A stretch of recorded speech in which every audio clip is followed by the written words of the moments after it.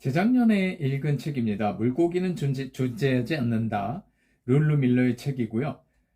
아직까지 이 책을 읽고 난 다음에 어떤 그 여운이 좀 남아있을 정도로 좋은 책이라고 생각합니다. 경이로운 내용의 책이었어요. 읽으면 읽을수록 빠져들면서 마지막에는 더 놀랐습니다. 2020년 원작이고 이 책은 2021년 12월에 나왔습니다. 상실, 사랑, 그리고 숨어있는 삶의 질서에 관한 이야기라는 부제가 붙어서 전기, 회고록, 과학적 모험담이지만 혼돈의 세상에서 우리는 어떻게 살아야 할지에 대한 엄청난 통찰을 전해줍니다. 과학 전문 여성 기자의 글솜씨는 물론 내용 구성에 압도될 수밖에 없는 이 책의 원제는 Why Fish Don't Exist 입니다. 소설보다 더 다이내믹하고 완벽한 플롯이 마지막까지 이어지고요. 마지막 장을 덮으면 어떻게 살아야 할지 혹은 어떻게 공부해야 할지에 대한 그림을 그릴 수 있을 정도입니다. 영원히 기억하고 싶은 책이라고 생각합니다. 데이비드 스타 조던, 생물학자이며 미국 스탠퍼드 대학 초대 학장인 그를 통해서 저자는 위대한 진실을 발견합니다. 전위적이면서도 혁신적인 발견이죠. 쉽게 공감할 수 없는 결론이면서도 생각을 전환하여 반드시 기억해야 할 이론이기도 합니다. 물고기는 없다, 어류는 없다는 것이 저자의 결론이며 위대한 발견입니다. 과연 그럴까요? 그렇습니다. 어류라고 불리는 생물학 범주는 없습니다. 우리가 상식으로 알고 있던 그 분류 혹은 범주는 없다는 말입니다. 어떻게 그럴 수 있을까? 라는 강한 의문이 드는 건 당연하죠. 하지만 이 글의 마지막 장을 덮으면 그렇게 됩니다. 아주 강력한 의지로 말할 수 있게 됩니다. 물고기, 어류는 존재하지 않는다고. 혼돈은 세상을, 우리를 확실하게 지배하는 주인입니다. 생명분류학자인 데이비드 스타 조던의 전문 분야는 어류였습니다. 1906년 어느 봄날 지진 때문에 데이비드가 발견하여 새롭게 이름 붙인 물고기 수천 마리가 와해되었다는 이야기로 책은 시작합니다. 한 남자의 나날들, 이런 책 두 권짜리입니다. 한 남자의 나날들을 입수하여 읽은 저자는 조던에 대한 모든 것을 안개 속으로 헤치며 찾아갑니다. 인생의 멘토로서 존경을 건네던 저자는 어느 순간 이상한 기운을 감지한 후에 조금 더 멘토를 파다가 비로소 거대한 진실을 마주하면서 생의 전환점을 맞이합니다. 가치관이나 세계관을 넘어 한 사람의 정체성이 완전하게 바뀌는 과정이었죠. 저자의 결론에 대한 후폭풍은 거셌습니다. 이역만리 떨어진 저에게까지 전해지는 울림이라면 어떻겠습니까? 데이비드 조던은 뉴욕주 북부의 한 과수원에서 태어납니다. 어릴 때 모든 별들 이름을 익히려 노력한 그는 천체를 정복하다시피 한 결과 자신의 미들네임에 스타를 집어넣었습니다. 지도 만드는 일에 몰두하다 어머니가 지도 뭉치를 모두 없앴고 식물 이름 분류에 빠져들어서는 새로운 표본에 대한 갈망이 강렬해짐을 느꼈습니다. 코넬 대학에 입학해서는 3년 만에 과학 학사와 석사를 모두 마쳤지만 취업에는 어려움을 겪습니다. 1900년대 초에는 나환자촌이었던 매사추세츠 해안에서 22km 떨어진 페니키스 섬의 유명 박물학자인 루이 아가시가 여름 캠프를 엽니다. 해변에서 강의하는 자연사 수업이라는 광고를 접한 작은 기독교 대학에서 과학을 가르치던 조던은 즉시 지원하여 1873년 49명의 젊은 박물학자들과 함께 섬으로 갑니다. 그때 조던의 나이는 22살이었습니다. 분류학을 창조주의 생각을 인간의 언어로 번역하는 것이라 믿은 아가씨는 동물 내부를 신의 생각이 담긴 곳이라고 생각했습니다. 어류의 골격 구조는 인간과 유사하기에 인간에 대한 경고가 될 수 있다는 생각은 인간의 영혼이 낮게도 혹은 높게도 될 수 있다는 의미죠. 아가씨의 영향을 받은 조던은 분류학이 가장 높은 수준의 선교활동임을 깨닫습니다. 혼돈만이 유일한 세상의 지배자라 알려준 아버지에 의해 저자는 자신이 세상 모든 것들처럼 전혀 중요하지 않은 존재라는 사실을 세뇌당합니다. 16살에는 수면제를 과다 복용하여 이틀 만에 깨어나기도 한 저자. 대학 졸업 후에는 대학 때 사귀던 남자와 동거를 하기도 하지만 7년째 자신의 레즈비언 같은 행위로 말미암아 남자로부터 버림을 받습니다. 그때 저자가 만난 멘토 같은 인물이 바로 데이비드였죠. 스승인 아가시와는 달리 진화론자 진영으로 넘어간 조던은 북미의 모든 담수어를 발견하겠다는 목표를 세우고 실천하기 시작합니다. 80개가 넘는 새로운 어종을 발견한 조던은 인디애나 대학 종신교수가 되고 페니키스 섬에서 만난 식물학자인 수전 보온과 결혼도 합니다. 1883년에는 실험실에 쌓인 물고기 유리 단지들이 화재로 인하여 증발되는 사고를 당하지만 결코 조던의 학문적 작업은 중단이란 없었죠. 아내의 죽음 후 2년 뒤에는 대학 2년생이며 18살인 제자 나이트를 아내로 맞아들입니다.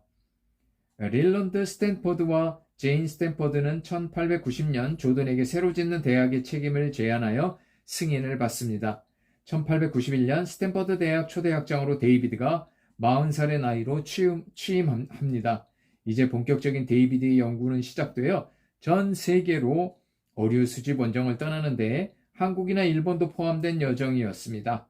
무려 1000가지의 새로운 어종이 조던과 그의 제자들에 의해 발견됩니다. 학교 내의 과학관 입구에는 스승인 아가시 조각상도 설치한 조던입니다. 스미스소니언 박물관 부설 표본관에는 데이비드 이름이 붙은 유일한 물고기 표본이 보관되어 있습니다. 아고노말루스 요르다니. 어류 수집에만 몰두하는 조던에게 세상은 외로움을 선물하지만 전혀 개의치 않는 그입니다. 점점 조던에게 신뢰를 잃은 제인 스탠퍼드는 조던을 쫓아내려 했지만 1905년 하와이에서 의문의 죽음을 맞이합니다. 불행한 일이었지만 조던에게는 자리를 지킬 수 있는 기회였죠. 1906년 4월 18일 오전 5시 12분 샌프란시스코의 리히터 규모 7.9의 대지진이 일어나 3,000명 이상이 목숨을 잃습니다. 1,000개에 달한 표본들이 박살난 상황에서도 30년 동안의 작업 결과물이 사라지는 상황에서도 조던은 낙담하지 않고 이름표를 물고기 살갗에 곧바로 꿰매는 아이디어를 실행하면서 분류 작업에 매진합니다. 생명에 대한 이런 시각에는 어떤 장엄함이 깃들어 있다. 혼돈을 떨쳐버리는 방법에는 생명 존재를 제대로 인식하는 것이 있다. 생명에는 장엄함이 존재하기에 그걸 보지 못한다면 부끄러운 줄 알아야 한다고 조던은 생각했습니다. 프란츠 카프카는 인간 내면 가장 깊은 곳에 파괴되지 않는 것이 있다고 믿었어요. 바로 그것 때문에 인간은 의지를 불태우며 하고자 하는 바를 지속할 수 있는 것이죠. 데이비드는 어떤 어려움이 닥칠 때마다 운명의 형태를 만드는 것은 사람의 의지다 라는 말을 자신에게 속삭였죠. 이런 작은 거짓말 혹은 긍정적 착각은 분명히 효과가 있으며 아마도 진화가 가르치거나 부여한 선물일지도 모릅니다. 비판이 있을 때마다 지속적인 오만을 복용한 데이비드는 훌륭한 방패를 지니고 있는 셈이었죠. 심리적으로 매우 논란이 있는 분석이지만 말입니다. 하와이에서 죽은 제인 스탠퍼드에 대한 논란은 이어졌습니다.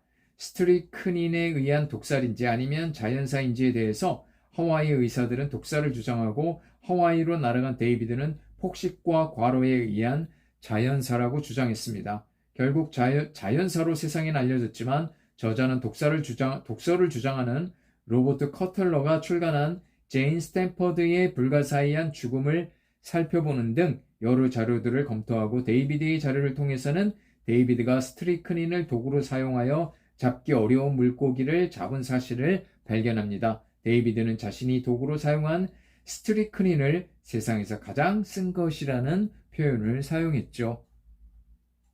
1913년 스탠퍼드 대학 신탁이사회는 데이비드를 명예총장으로 앉히면서 모든 행정적 권력을 빼앗습니다.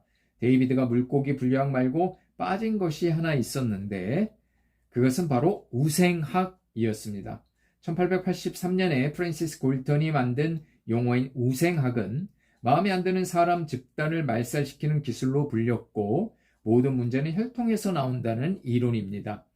우생학을 국가정책으로 삼은 세계 최초의 나라가 바로 미국입니다. 미국의 우생학 정책은 부적합자를 한 범주에 몰아넣어 불임화를 하는 등의 조치를 취하게 했고 데이비드는 저술과 강연을 통해 우생학적 불임화의 합법화를 맹렬히 지지했습니다. 종의 기원에서 다윈은 변이의 힘을 진화의 가장 큰 힘으로 규정하며 생태의 복잡성이야말로 공경해야 할 가치라고 보았죠. 우생학자들은 전혀 이해하지 못하지만 말입니다. 교육은 결코 유전대체 못한다 라고 주장한 데이비드. 1970년대까지 불임화 시술이 이어진 미국에서는 지금도 조용한 방식으로 우생학적 행동이 이루어지고 있다니 기가 막힙니다. 아직도 우생학 이데올로기가 미국에 살아있는 것이죠. 죽는 날까지 열광적인 우생학자로 산 데이비드는 잔인성과 무자비함 및 광기가 무엇인지 보여준 인물입니다.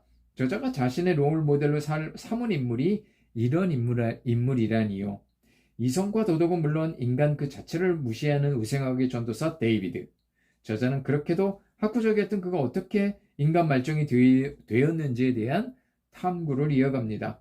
데이비드는 자기 확신, 자기 기만, 단호함 같은 재료를 섞어 낙천성의 방패를 만들어 자신의 신념을 펼쳐갑니다.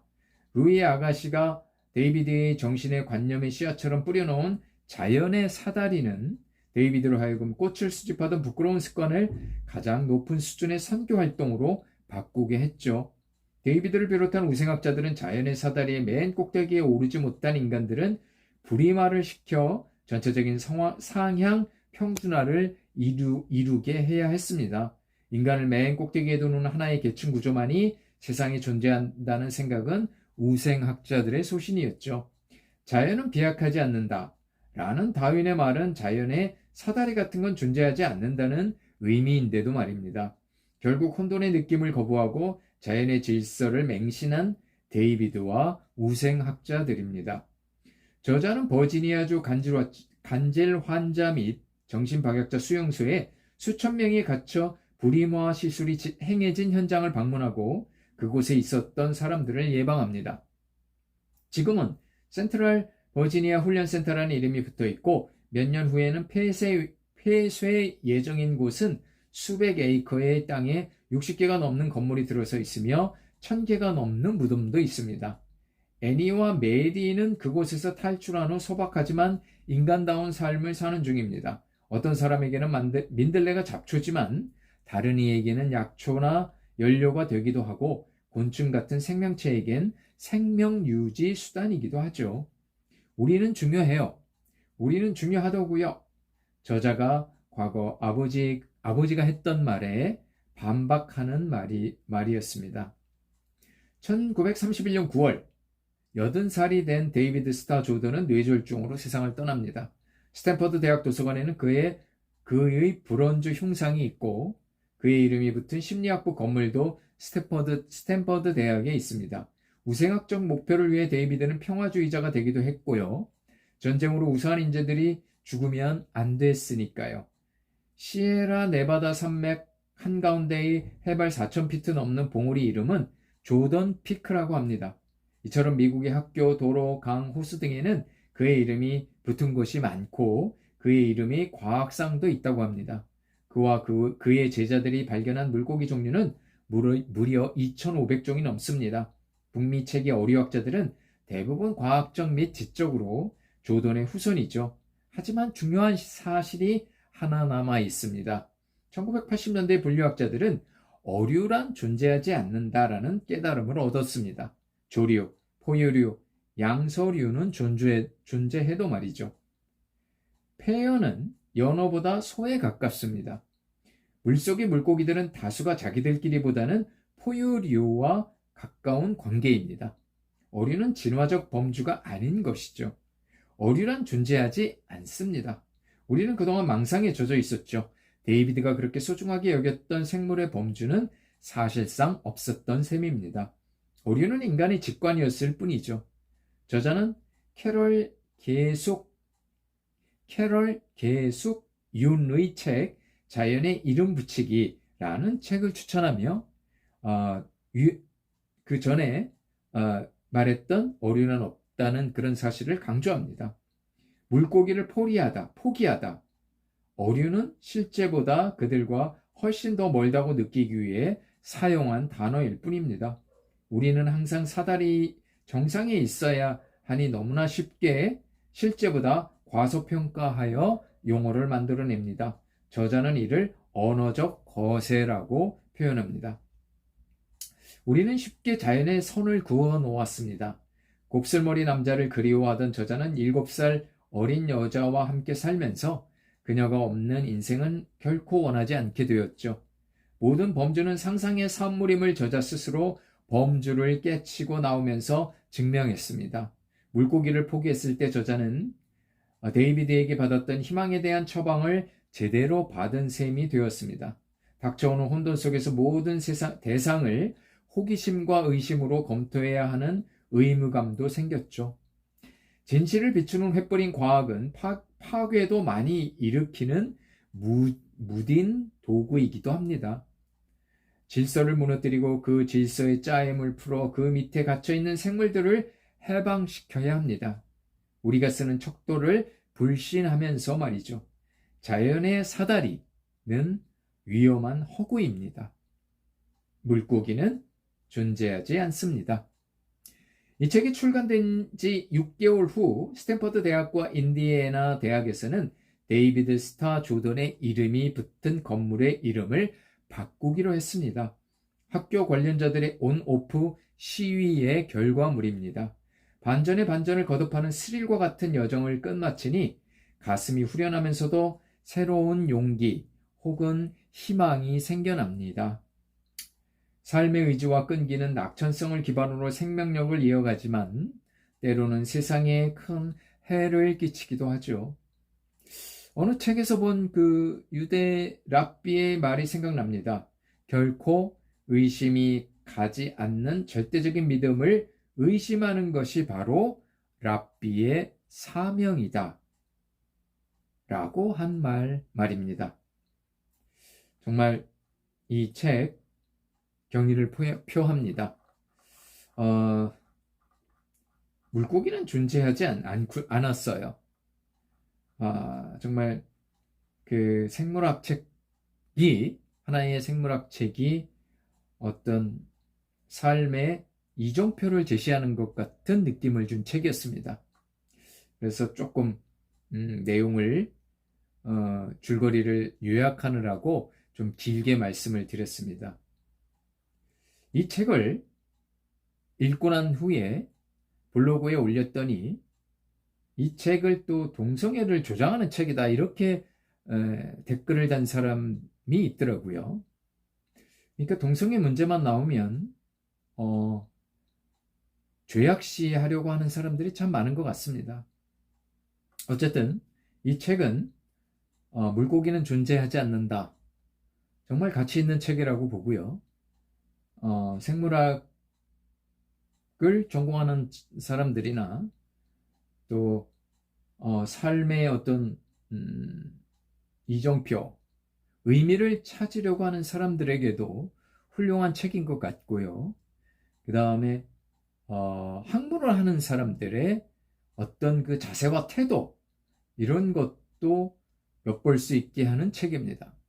이 데이비드의 그 우생학 같은 그런 잘못된 과학을 통해서도 사람이 얼마나 이성적으로 생각을 하더라도 깊은 학문을 하더라도 얼마나 잘못될 수 있는가도 깨닫게 해주는 책이고요.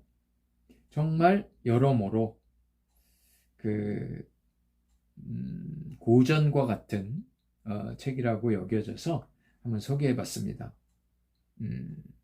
제가 지금 드리는 말씀에 조금이라도 호기심이 생긴다면 이 책을 읽으면 정말 잘 읽었다고 뿌듯함을 느끼실 수 있을 것 같습니다.